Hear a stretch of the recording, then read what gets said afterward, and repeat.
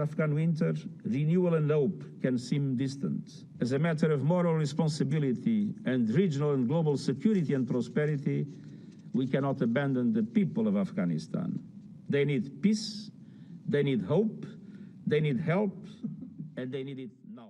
Well, for more on this, we're joined now by Torek Farhadi in Geneva. He's the former advisor to the Afghan government and the World Bank.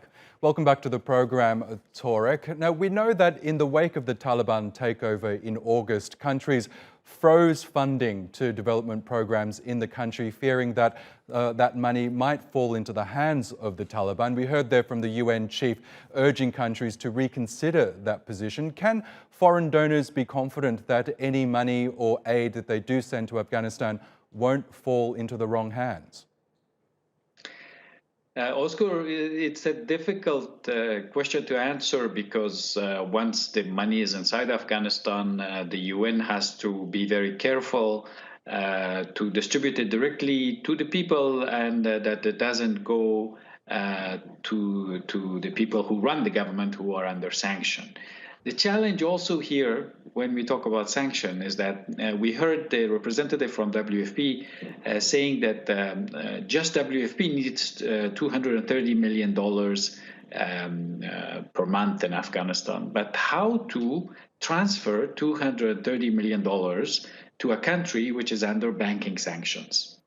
So the donors and the large NGOs in Europe are putting pressure on the U.S. administration to relieve the sanctions, for the U.S. Treasury Department to write a letter of comfort to large European banks and U.S. banks so that the NGOs and the UN can transfer their funds instead of flying them physically, and also can withdraw these funds in Afghanistan once it arrives through the banking system. So the challenges are manifold. The donors now European donors want to help. Europe has just announced over 268 million euros also for this kind of aid. But the banking sanctions make any large bank very shy of dealing with Afghanistan, because in the past these same banks had huge fines dealing with Iran or Iraq when it was under sanctions. We also know that the Taliban has recently visited Norway, really looking for Europe to unlock some of those funds that you mentioned as well. But the Taliban is still imposing many restrictions on certain sections of the community in the country, particularly girls, many of whom are still barred from returning to school. Should that aid be tied or be conditional to the Taliban lifting those restrictions on women and girls? So the Taliban visited Oslo, but they were not able to convince anyone in Oslo, nor the international community, nor the Afghans, that really they had changed. In fact, the girls' schools are still closed for girls over 12 years old. The Taliban have said it will open in the spring when the school year starts. In fact, they want to change the curriculum. They want to change what the girls are to learn, to control that. And that might take more than 2 months, the spring. And they have arrested some women protesters in the street, and they say we don't know where these women are. So their visit to Oslo was not very comforting to the international community, that they are respecting the human rights of these women and girls, and it has put the issue of recognition of the Taliban government back in the back burner. Yesterday there was a meeting of the UN Security Council, and none of the countries really asked for recognition of their regime. So now Afghanistan is becoming a non-state.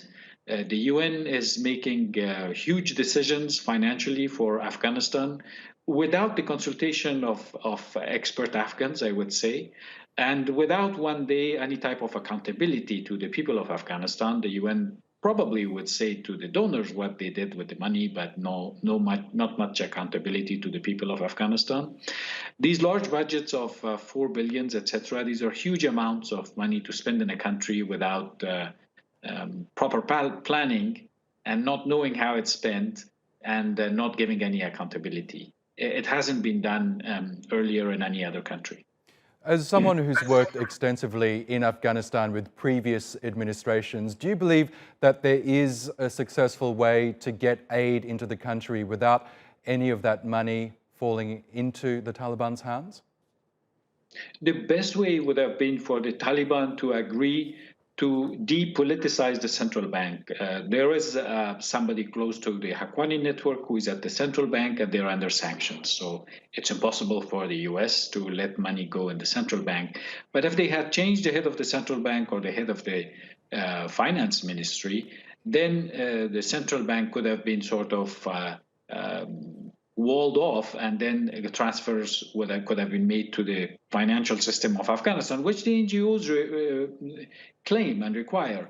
But the Taliban are showing no flexibility, and it's very unfortunate because the damage goes to the entire 40 million Afghans staying without the possibilities of scaled up aid. Okay, Torek Farhadi, really good to get your analysis as always. Thank you again for joining us on the NewsHour.